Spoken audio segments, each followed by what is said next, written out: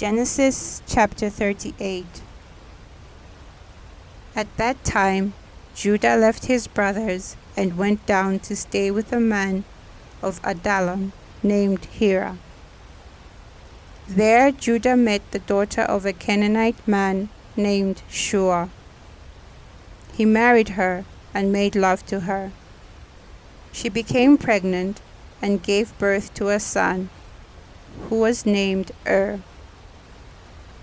She conceived again and gave birth to a son, and named him Onan.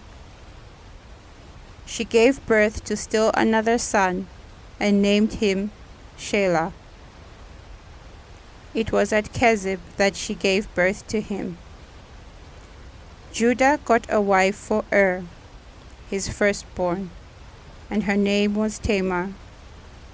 But Judah's firstborn, was wicked in the Lord's sight, so the Lord put him to death. Then Judah said to Onan, "Sleep with your brother's wife, and fulfill your duty to her as a brother-in-law, to raise up offspring for your brother."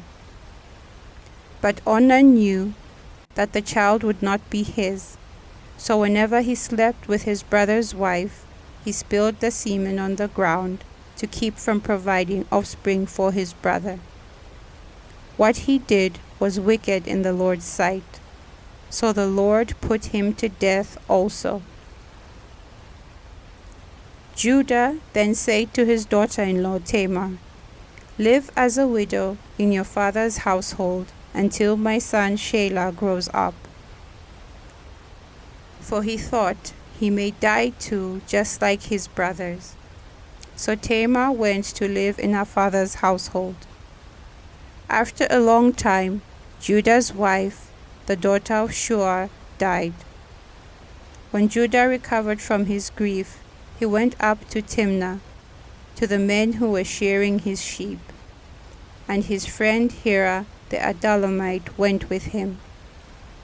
When Tamar was told, "Your father-in-law is on his way to Timnah to shear his sheep," she took off her widow's clothes, covered herself with a veil to disguise herself, and then sat down at the entrance of Enaim, which is on the road to Timnah. For she saw that though Shelah had now grown up, she had not been given to him as his wife. When Judah saw her, he thought she was a prostitute, for she had covered her face. Not realizing that she was his daughter-in-law, he went over to her by the roadside and said, "Come now, let me sleep with you." "And what will you give me to sleep with you?" she asked. "I'll send you a young goat from my flock," he said. "Will you give me something as a pledge until you send it?" she asked. He said, "What pledge should I give you?" "Your seal and its cord, and the staff in your hand," she answered. So he gave them to her and slept with her, and she became pregnant by him. After she left, she took off her veil and put on her widow's clothes again. Meanwhile, Judah sent the young goat by his friend the Adullamite in order to get his pledge back from the woman, but he did not find her. He asked the men who lived there, "Where is the shrine prostitute who was beside the road at Enaim?" "There hasn't been any shrine prostitute here," they said.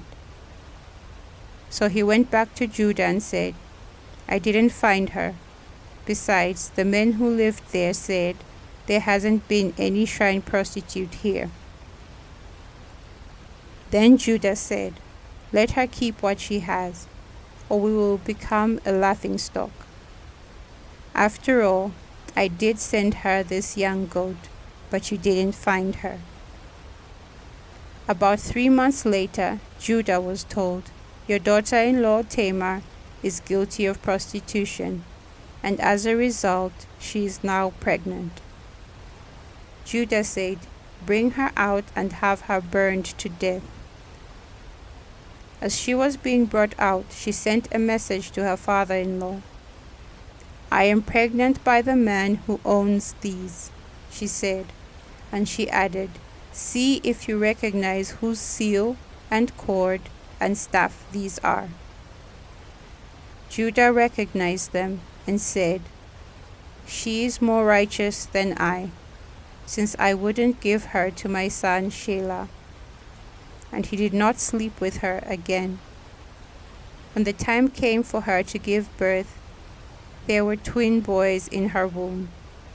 As she was giving birth, one of them put out his hand, so the midwife took a scarlet thread and tied it to his wrist, and said, this one came out first. But when he drew back his hand, his brother came out, and she said, so this is how you have broken out. And he was named Perez. Then his brother, who had the scarlet thread on his wrist, came out, and he was named Zerah.